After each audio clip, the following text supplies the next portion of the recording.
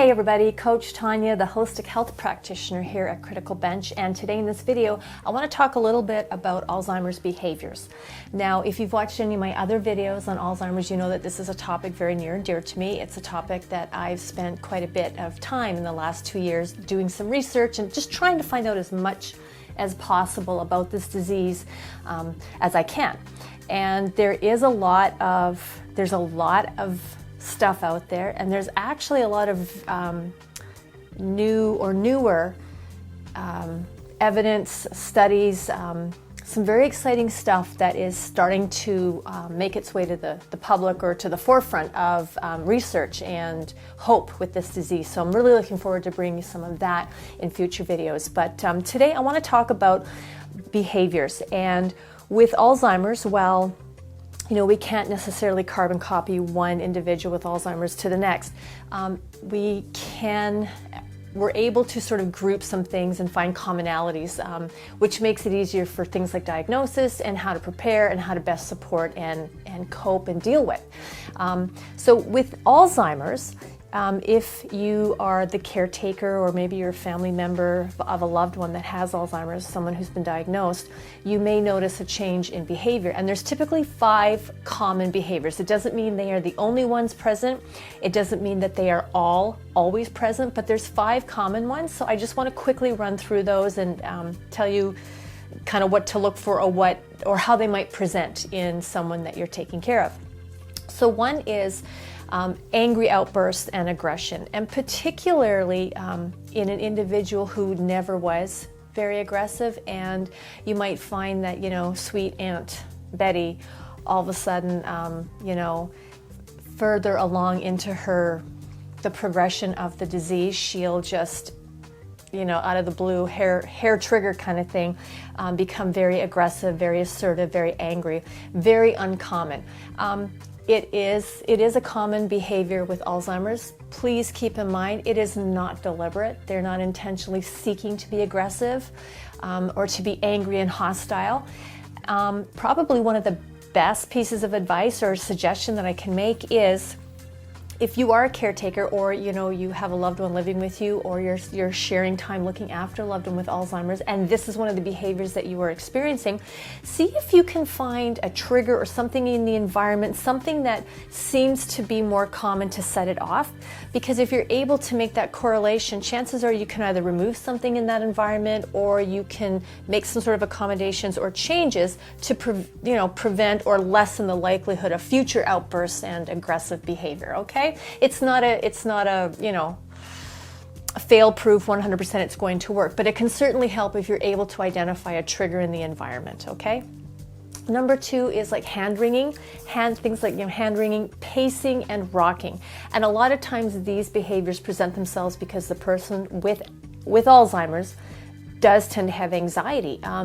You know, they are becoming more forgetful. It's getting more difficult for them to find their words, to remember events, to remember people, and it causes an anxiety. So, you know, as they struggle to process information, as they lose cognitive function, the anxiety increases. So things like hand-wringing, pacing, rocking are common behaviors that start to present themselves as a result of that.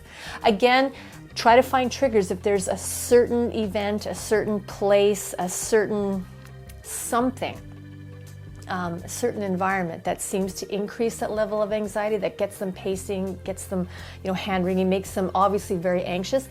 You know, maybe you can remove the trigger, maybe you can't. Maybe it's going to be up to you to sort of just talk them down and just be there for support and keep them calm as best you can.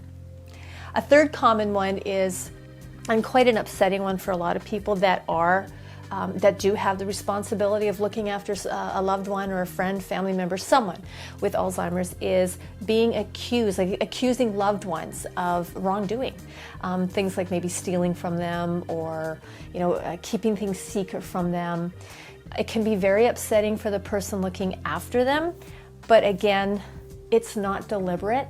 They're struggling to process and make sense of information that their brain's just not able to do like it did before. So they're becoming very confused, and with that confusion, anxiety levels raise. With anxiety levels, they can become quite, you know, hostile, quite angry about it. So As hard as it can be, just take a deep breath.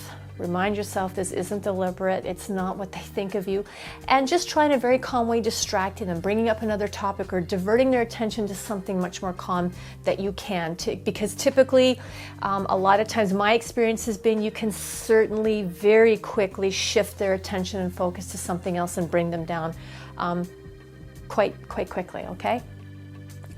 Fourth is repetition, particularly stories. They seem to, my experience is that they can become not trapped, but their memory within a certain time frame, like a certain 10 to 15 year time frame, maybe 5-year time frame, is very, very good. It's so clear, it's so precise. And so they tend to repeat a lot of stories, a lot of the same stories over and over again. It's not really necessarily a bad thing. It can require patience. Sometimes it can be very hard to hear the same thing over and over again, but it's really not a terrible, terrible situation. And again, it's that's what they remember. And it's a way of them being engaged and social and communicating with people. It keeps them involved, even if they're saying the same thing over and over again. They don't realize that they are. So just let them have their moment and let them repeat the stories, because that's them being social and interactive with you. Sometimes if they're repeating things because of forgetting something, or forgetting a task, or forgetting a routine, notes, post-it notes, photographs can sometimes help them with that. You know, you will find ways to just be as supportive as possible. And it's not always easy when we're the caretakers. It can really test your patience, because you feel like, you know, doing the same thing over and over again can be exhausting. But again, this is not a deliberate thing. It is a disease of cognitive decline, and there's nothing that they can do to help or control that. And all we can do is be the best support and be patient. Number 5 is sleep problems. Now, I didn't find anything completely concrete that, you know, a study that linked A to B in terms of how exactly and why exactly is it that Alzheimer's seems to affect sleep and causes these big disruptions in sleep. Again, my personal experience is that they don't sleep a whole lot, in my situation, it's more that during the nighttime, there's not a lot of sleep happening at nighttime when everybody else is trying to sleep. Now, again, I was not able to find a direct correlation as to why, but this is very common. It's not uncommon for people with Alzheimer's to not sleep a whole lot during the night. And of course, with lack of sleep, this can exacerbate or even make more intense some of these other behaviors that I've talked about. Because when you think about it, in a person with a very healthy, fully functioning brain, you know, just think yourself what lack of sleep does to you, how it fogs your thinking. It makes you a little more impatient, you know, you can become just very confused yourself and just not have a great day. So now you add to that someone that has Alzheimer's, okay, so they are experiencing a cognitive decline. They're struggling to process information and make sense of things. Their memory recall is becoming compromised. They have a lot of anxiety. Now they're not getting, you know, 7 to 8 hours of quality sleep a night. So now you add sleeplessness to that, and it just intensifies and can exacerbate everything. So if you can, again, it's not a cure, it's not necessarily going to change it 100% and make it all good and have them sleeping for 8 to 10 hours a night, but if you can do the following things, it might help to create better sleep patterns or have them sleeping a little longer during the evening.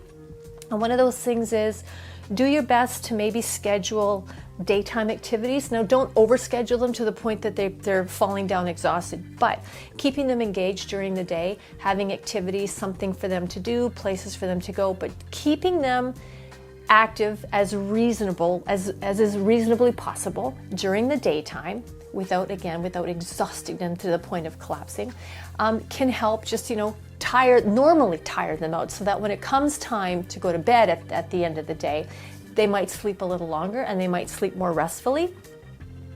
Watch diet.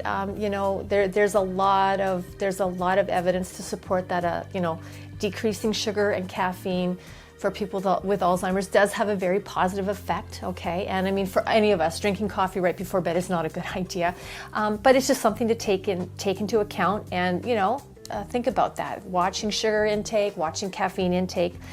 And also watch for overnapping. Now, it's not uncommon, again, for people as they get older to have like a short midday nap. Both my grandparents did it. They had like, half-hour nap in the middle of the day, but that's all it was. It was about 20 to 30 minutes. And then they got up and went about their day. Now, if you're looking after somebody with Alzheimer's, chances are that they might be getting into a pattern of getting tired earlier in the day and sleeping, or being able to sleep for longer periods of time. Try to watch that and not allow that to happen for too long, because obviously if they're sleeping for 2-3 hours in the middle of the day, that's 2-3 hours they're certainly not going to sleep at night. So that can help. As again I'm saying it's not a magic quick fix, but these are things that you can do to try to counter some of these behaviors. So there you go, the 5 very common behaviors in people with Alzheimer's. Hey, thank you so much for watching. I hope you enjoyed the video. I hope you learned something in watching it today. Please share it with friends or family that you think it will benefit. If you liked the video, please give it a thumbs up. I love the thumbs up. If you have any comments or questions, put them below. I do love to hear from you, and I will respond and get back to you. If you haven't done so already, please subscribe to our channel. We have lots of great videos on our channel. There's something there for everybody, lots of content. I know you're gonna love it. We've got great stuff. Again, my name is Tanya, holistic health practitioner at Critical Bench. Thank you for watching. Have a wonderful, healthy day.